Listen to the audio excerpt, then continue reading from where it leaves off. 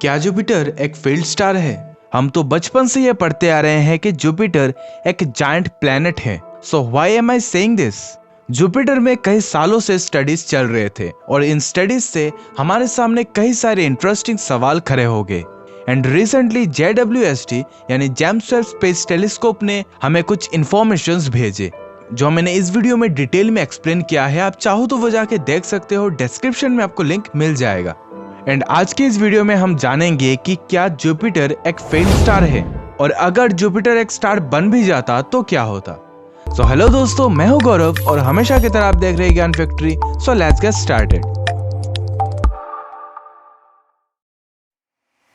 अर्थ से 670 light years दूर EBLM JO 55557 AB नाम का यह स्टार यूनिवर्स का खोजा गया सबसे छोटा स्टार है जिसका रेडियस लगभग 59,000 किलोमीटर है। एंड वही बात करें तो जुपिटर की, तो जुपिटर का रेडियस 69,900 किलोमीटर है। जुपिटर का फॉर्मेशन भी उन्हीं चीजों से हुआ है जिससे कि एक नॉर्मल स्टार फॉर्म होता है। अगर बात करें हमारे सन की, तो सन में 71% हाइड्रोजन एंड 27% हीलियम मौजूद है और वही जुपिटर में 73% हाइड्रोजन और 24% हीलियम मौजूद है। तो आखिर जुपिटर एक स्टार क्यों नहीं बन पाया? अगर आप कहो कि इसके साइज की वजह से, तो मैंने ऑलरेडी आपको इससे छोटे स्टार का एग्जाम्पल दे दिया है। तो अब इसे समझने के लिए हमें स्टार फॉर्मेशन और प्लेनेट के फॉर्मेशन के प्रोसेसेस को जानने पड़ेंगे। सो आखिर स्टार का फॉर्मेशन कैसे होता है? इंटरस्टेलर स्पेस में मौजूद नेबुला का डेंस क्लाउड ग्रेविटेशनल अट्रैक्शन के वजह से एक दूसरे के साथ अट्रैक्ट होना शुरू हो जाते हैं, जिनमें हाइड्रोजन और हीलियम का मात्रा काफी ज्यादा होता है। अब इस अट्रैक्शन की वजह से उन पार्टिकल्स में एक स्पिनिंग मोशन क्रिएट होता रहता है एंड धीरे धीरे मैटर्स का क्वांटिटी इतना ज्यादा बढ़ जाता है कि उस पर्टिकुलर रीजन का डेंसिटी काफी ज्यादा हो जाता है, जिससे कि एक डेंस कोर फॉर्म होना शुरू हो जाता है। एंड वो कोर अब स्पिन करते करते आसपास से जितना हो सके मास कलेक्ट करता रहता है। एंड अब वो कोर काफी ज्यादा मासेस को ऑलरेडी कलेक्ट कर चुका है, इतना कि उसका ग्रेविटेशनल फोर्स इतना ज्यादा हो चुका है कि वो कोर अपने आप को ही स्क्वीज करना शुरू कर देता है, जिससे टेम्परेचर काफी ज्यादा बढ़ने लगता है, जो कि थर्मोडायनेमिक्स का बेसिक कॉन्सेप्ट है।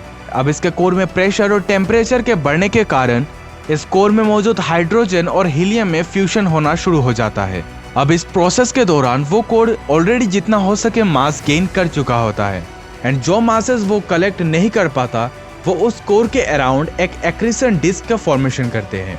अब जिस नेबुला से इस स्टार का फॉर्मेशन हो रहा है, इसके फॉर्मेशन में ऑलमोस्ट ज्यादातर हाइड्रोजन और हीलियम का इस्तेमाल हो चुका है एंड थोड़ा बहुत जो बचा हुआ है वो उस एक्रीशन डिस्क में मौजूद होगा एंड इस डिस्क में मौजूद पार्टिकल्स से बाकी प्लैनेट्स का फॉर्मेशन होता है और फिर भी जो पार्टिकल्स बच जाते हैं उनसे एस्टेरॉयड का फॉर्मेशन होता है। अब इससे आपको एक सोलर सिस्टम के फॉर्मेशन का बेसिक नॉलेज तो हो गया होगा। एंड जो डेंस कोर इस प्रोसेस के दौरान एक मिनिमम लिमिट तक मास गेन नहीं कर पाता जितना कि एक स्टार फॉर्म होने में लगता है, तो वो एक फेल्ड स्टार बन जाता है जिन्हें ब्राउन ड्वार्फ कहा जाता है।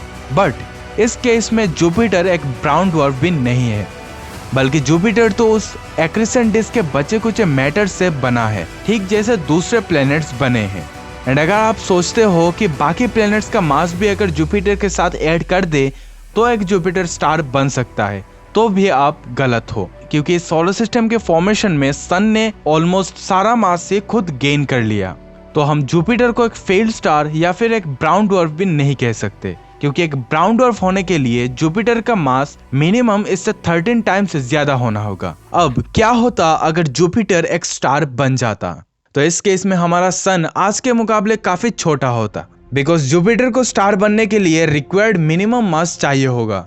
एंड उस केस में जिस गैस से हमारा सन फॉर्म हो रहा था, उस गैस का मास सन और जुपिटर में डिवाइड हो जाता और शायद जितने प्लैनेट्स आज फॉर्म हुए हैं हमारे सोलर सिस्टम में उतने प्लैनेट्स भी नहीं होते। एंड तब हमारा सोलर सिस्टम एक बाइनरी सोलर सिस्टम कहलाता। एंड तब भी हम अगर उस सोलर सिस्टम में जन्म लेते तो हम हमारे धरती से कुछ इस तरह का नज़ारे देखते।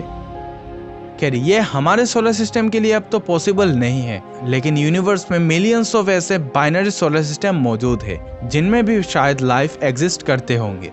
वैसे इसके बारे में आप क्या सोचते हो, कमेंट में आप बता सकते हो। एंड जुपिटर के बारे में और जानने के लिए आप इस वीडियो को भी देख सकते हो। And don't forget to subscribe. So मिलते हैं अगले वीडियो पे।